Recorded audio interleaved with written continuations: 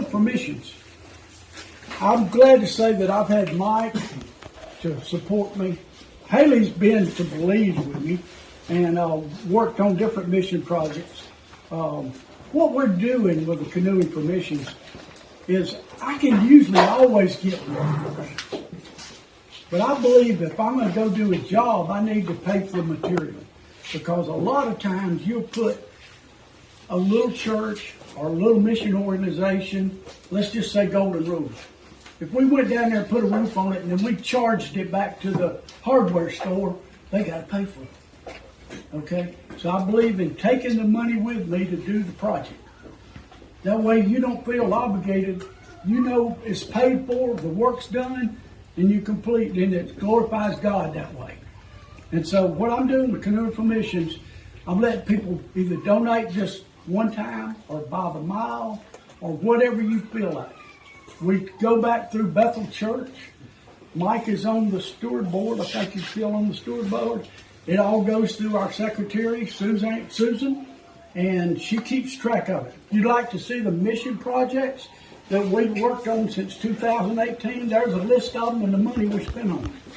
And so I'm just praying I do a good job in canoeing. I don't get hurt.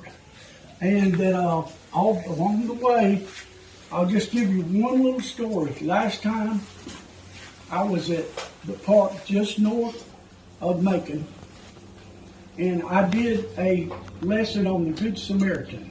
I usually do a lesson every morning. Well, the next day I'm south of Macon, down below 16, and I hear this voice, "Help, help."